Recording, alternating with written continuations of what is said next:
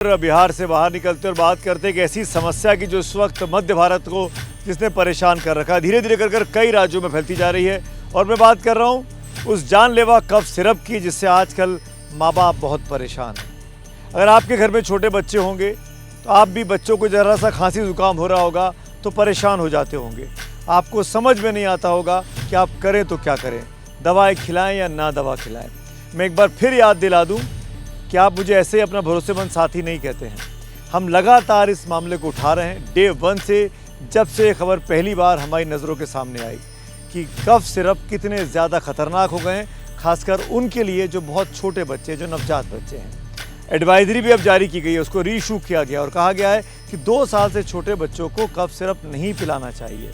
और अगर आपके बच्चे भी छोटे हैं, अगर उनको खांसी जुकाम की शिकायत है तो आप भी सचेत रहिए, उनको कफ सिरप देने से बचिए।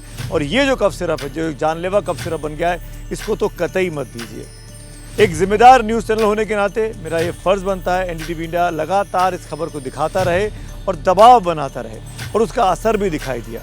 हमारे दबाव के बाद, तमाम मीडिया चैनल्स के दबाव के बाद अब ये कह सकते हैं कि सरकारों के कानों पे जूं रेंगी है। मध्य प्रदेश और राजस्थान में 20 बच्चों की जान अब तक जा चुकी है। अकेले मध्य प्रदेश में 17 बच्चों की जान जा चुकी है। मध्य प्रदेश में तो अब बाकायदा जिन लोगों ने ये दवाइयाँ लिखी उन पर FIR दर्ज कराई जा रही है, कानूनी कार्रवाइयाँ शुरू हो गई हैं। इसके लिए हिम्मत दिखानी पड़ती है, जज्बा दिखाना पड़ता है, जिसकी कोशिश एनडीटीवी लगातार करता है अपने दर्शकों के लिए, अपने उन श्रोताओं के लिए जो हमको लगातार अप्रिशिएट करते हैं।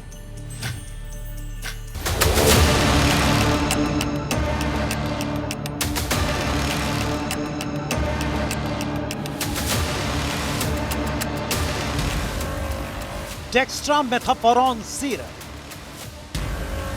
कोल्ड रिफ्ट सिरप, बच्चों के लिए खांसी की ऐसी जानलेवा दवाएं जिससे देश के 10 प्रदेश और केंद्र में हड़कंप मच गया है।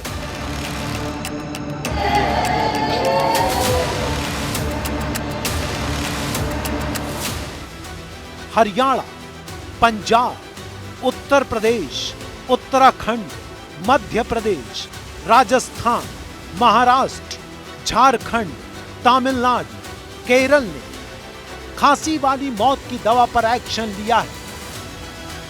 इन राज्यों के अलावा केंद्र और राज्य सरकार मिलाकर करीब 12 से अधिक विभाग एक्टिव हैं, जिसमें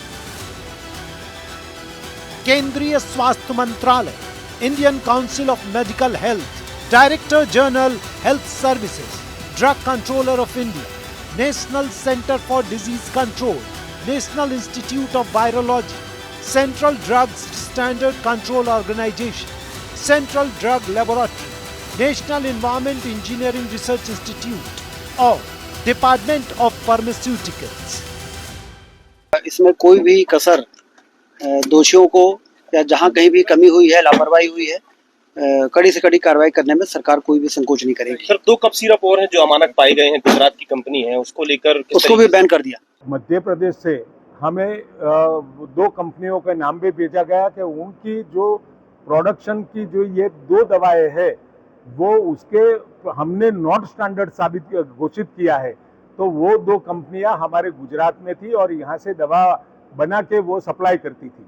वो दोनों कंपनी को प्रतिबंधित किया गया है और ऑन द काउंटर जितनी भी ये इस कंपनी की दवाएं जो अभी सेल हो रही है उसको रिकॉल करने के लिए आदेश दे दिए गए हैं। 600 सवा 600 जितनी कंपनियां ये ओरल मेडिसिन बनाती है वो सभी के लिए भी वहाँ भी जांच करके उसकी दवा की गुणवत्ता, उसका स्टैंडर्ड नक्की करने का भी काम चालू किया है। कफ सिरप को लेकर के देश में विवाद छिड़ा है, बच्चों की अस्वाभाविक मौत हुई है, बहुत ही दुखद है। हमारी सरकार ने कभी भी ऐसे कफ सिरप को नहीं खरीदा है और मैंने एडवाइजरी भी जारी की है पूरे प्रदेश के नागरिकों को कि ऐसे कफ सिरपों से बचें, बिल्कुल ना उनका उपयोग में बच्चों के लिए करें।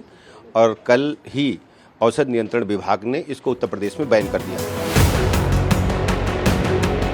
खांसी की दवा से बच्चों की मौत पर राष्ट्रीय मानवाधिकार आयोग ने भी जांच शुरू कर दी है। इसके अलावा सुप्रीम कोर्ट में एक जनहित याचिका दायर की गई है जिसमें कई तरह की मांग की गई है। हमारी उसमें एक प्रेयर है कि जुडिशियल एक्सपर्ट कमेटी कॉन्स्टिट्यूट की जाए ताकि ये इसकी व्यापक तौर पर फेयर एंड इम्पार्शियल इंक्वायरी हो साथ ही में जो एफआईआर रजिस्टर की गई हैं और जो भी एफआईआर इसमें होनी चाहिए उन सब की इन्वेस्टिगेशन सीबीआई द्वारा की जाए। लेकिन इस सब के होते हुए भी मध्य प्रदेश के छिंदवाड़ा और बैतूल में 7 अक्टूबर 2025 को रात 10 बजे तक 17 बच्चों की मौत हो चुकी है। शिवा, चंचलेश, विधि, हितेश, अदनान, उसैर, विकास, गर्वित ध्रुव, कबीर यादव, योजिता, श्रेय। 8 बच्चों का इलाज नागपुर के अस्पतालों में है। मेडिकल कॉलेज नागपुर में है 4 बच्चे, एक एम्स में हैं और 3 अलग अलग मेडिकल कॉलेज में। इसके लिए प्रशासन के द्वारा जो है डॉक्टर्स की टीम और एग्जीक्यूटिव मजिस्ट्रेट की टीम लगा दी गई है और ये जो है बच्चों के इलाज की सतत निगरानी रखेंगे, उनके अभिभावकों के संपर्क में रहेंगे और जो भी उनकी नीड्स हैं, जो उनकी आवश्यकताएँ हैं, उनकी पूर्ति करवाएंगे। कथित आरोपी है सर, उसको भी एफआईआर दर्ज हो गई है संबंधित डॉक्टर के खिलाफ। एफआईआर कोर्ट में केस चला गया है और भी अभी जांच चल रही है और भी मेडिकल स्टोर्स पे हमारी टीमें लगी हुई हैं। लगातार सतत रूप से जो सिरप है उसकी हम लोग अलग अलग मेडिकल स्टोर्स पे जांच करा रहे हैं। दूसरे डिस्ट्रिक्ट्स में भी जांच चालू हो गई है। सर अभी तक पोस्टमार्टम नहीं हुआ था लेकिन अब पोस्टमार्टम करवा रहे हैं। जी। क्या कारण है सर? और बायोप्सी भी करवा रहे हैं, किडनी की बायोप्सी भी। पर अब अभी तक पोस्टमार्टम की मांग ही उठ रही थी पर करा नहीं रहे। ये पुराने केस थे, उस समय कोई डिमांड नहीं थी। जी, लेकिन कुछ फैमिलीज का ये कहना है कि हम चाहते थे पोस्टमार्टम हो लेकिन करवाया नहीं गया। नहीं, ऐसा कोई था, ऐसी कोई डिमांड। एनडीटीवी इंडिया की टीम तमिलनाडु के कांचीपुरम में श्रेयसन मैन्युफैक्चरर फार्मास्यूटिकल्स तक पहुंच गई।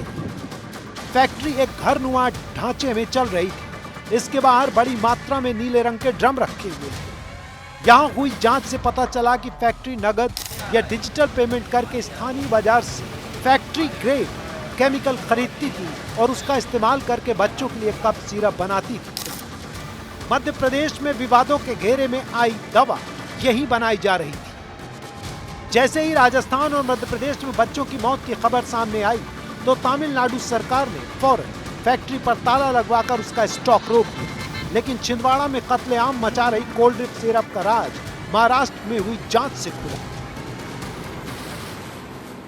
पेशेंट जो एमपी छिंदवाड़ा से आ रहे हैं वो पेशेंट ऐसे प्रेजेंट कर रहे हैं जो एन्यूरिया के होंगे।